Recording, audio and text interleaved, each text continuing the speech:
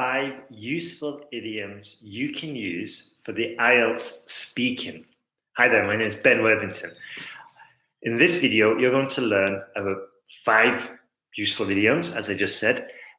These will help you sound more natural when you're speaking, when you're doing the test. And what I've done is I've used them and I've applied them by giving you sample answers to recent IELTS Part 3 questions. So I found these questions, like follow-on questions, and then I will give you an example on how to use the collocation, how to use the idiom, in your answer. So the first idiom we can use is the fact of the matter. Okay, the fact of the matter means the real issue. One example, the fact of the matter is that I've taken IELTS 3 times and I'm still getting 6.5. Okay, this might be what some students might say. So I'll give you an issue now. I'll give you a typical or a recent Part 3 question that was asked and how you could answer it using the idiom. So, what business will young people do? Well, the fact of the matter is that young people will probably be more inclined to do something technology related. I guess in that field, they have an advantage over older people. So, this is a good answer for 3 reasons actually. One, I've used the idiom. Well, the fact of the matter is, I've used it correctly in a natural way. I didn't force it into the sentence. I've also answered in the same tense that was asked, that was used to ask me. So it's, what business will young people do? And halfway through the sentence, I addressed it and I said, the fact of the matter is that young people will probably be more inclined to do something technology related. Okay, so I'm matching the tenses. And then the final reason why it's a good answer is because I've really listened to the question and I said, I've come, and you can see that I've listened, or you can hear that I've listened to the question because I've said they have an advantage over older people. So I'm quite specific. I'm saying, once, that young people will probably do something technology related, and then second, because they've got an advantage over the older people. Okay, so I'm giving a reason. And this is what we should be aiming for if we want to get a 7 or above. Let's move on. Out of the question, it just means it's like completely irrelevant, or it's not really gonna, it's irrelevant. So, typical or recent Part 3 question that was asked, when do people in your country retire? My answer, well, they used to retire around 50. But nowadays, that's out of the question. I think currently the legal retirement age is 64, but I'm not too certain about that though. So once again, I've answered the question, okay? As far as I know, it's like, the best of my knowledge is this. I also used the past. I said, well, they used to retire, but nowadays that's out of the question. They used to retire around 50, but nowadays it's out of the question. And then I answer the question directly. When do people in your country retire? I think currently the legal retirement age is 64, but I'm not too certain. Okay, so the question was in present simple. Eventually, halfway through the sentence, I answer. I think currently the legal retirement age is 64. So I answer in present simple as well. Okay, so once again, out of the question. And remember, the best way to use these is to use them in context. Don't force them. Just try and incorporate it into your natural everyday speaking, into your natural everyday conversations, and then eventually you'll be able to use them more appropriately or more aptly. So wrap your head around something. Okay, so this is when it's difficult to comprehend or difficult to grasp. Yeah. So I have difficulty wrapping my head around the fact that if you ask your IELTS score to be reevaluated, i.e. remarked, it takes 30 days. Okay, so personal example there. It's I have difficulty wrapping my head around this, grasping the fact or comprehending it. Now, let's use this in a typical Part 3 follow-on question, not a typical recent one. The recent question was, do you think weather has changed comparing to the past? In what way? So there's two questions here.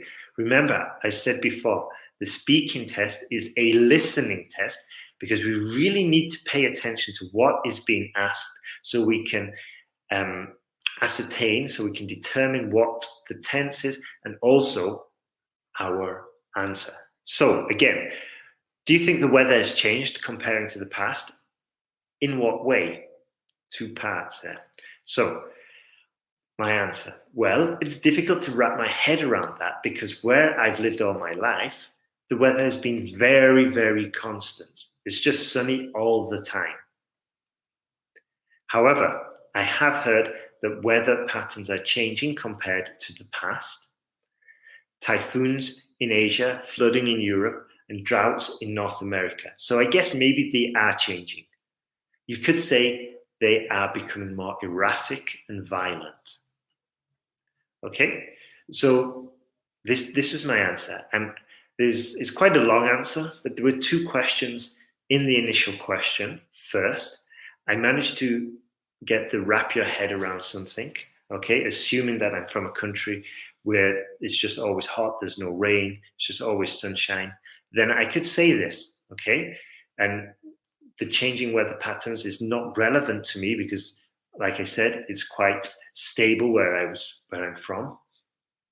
So it's difficult for me to wrap my head around the idea to comprehend these changing patterns. But I am aware that they are changing in certain places. Now, the other reason why this is a good answer is because I've put in some really good vocabulary specifically related to the weather.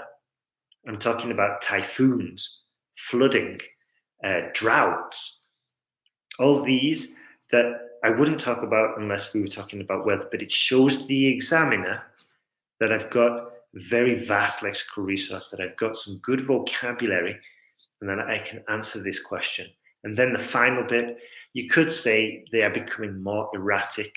You could say the weather is becoming more erratic and more violent. Okay, so in what way? And then the final part of the question I got was, in what way are these weather patterns changing? I answer that. You could say that they are becoming more erratic and violent. You see, pay attention to the question. Here, I got the tense right. It did come later, but I remembered, okay? It's not a perfect match. It doesn't have to be always a perfect match. It does have to be appropriate. Getting the perfect tense is useful, okay? It's useful if you just want to be absolutely certain, but if you've got more confidence, then you can play with it a little bit. Next one, beyond the shadow of a doubt, okay? I will get a band 8 in my writing. Without a shadow of a doubt, I will get it this time, okay? Beyond the shadow of a doubt, I will get it this time. So this is when you're definite, when you're absolutely certain, okay?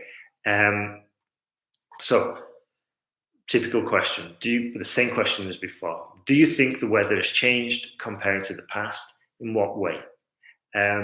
Yes, I definitely think the weather has changed. There's more typhoons in Asia, more flooding in Europe, more droughts in North America. It's changed considerably, probably because of global warming.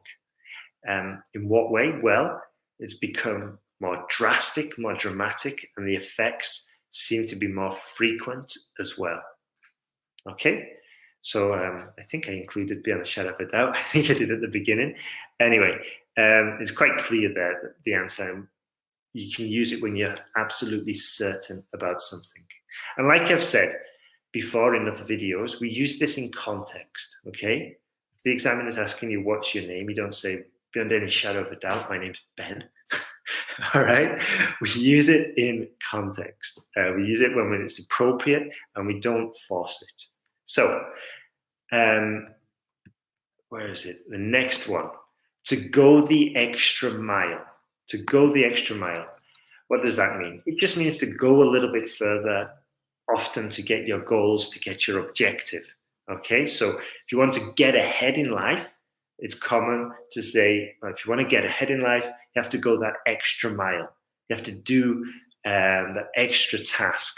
You know, like they used to say in the past, first one in, last one out, and you'll never be out of a job. Okay, according to the business. So if you're working in an office, you're the first one in there, last one out, you'll never be fired. The truth of that is somewhat debatable nowadays. However, you know, the point I want to make is the extra mile, to go the extra mile. So if you want to get a band 7 or above, you've got to go that extra mile. You've got to do the extra work. You've got to write that extra essay. You've got to invest in yourself, in your own success, and then you'll be able to get that band 7. Okay? So, typical question that we might get, or recent question for the part 3 follow-on questions. What are interesting activities around the river area? Okay, assuming we've been talking about rivers or tourism related to rivers beforehand. So, well, interesting. Okay, so let's see. What are interesting activities around the river area? Well, there's lots of different activities you can do. You can go canoeing, you can hire a speedboat, and I think you can even go whitewater rafting. And sometimes you can pay the tour operator to go that extra mile, and they will take you to the, they'll take you to higher up the river, where it's a little bit more exciting, but also a little bit dangerous. So it wasn't the best use to go the extra mile there. So there's a good example of just don't force it. Just try and wait for the natural opportunity to use it. Okay, so those are 5 idioms we can use in our speaking. Remember, context is important. If you can match the tense, also remember that the speaking test is also a listening test. Okay, and likewise, the writing test is also a reading test. I've said this before. Now, if you want any more help with your IELTS, go to IELTSPodcast.com. You good luck with your IELTS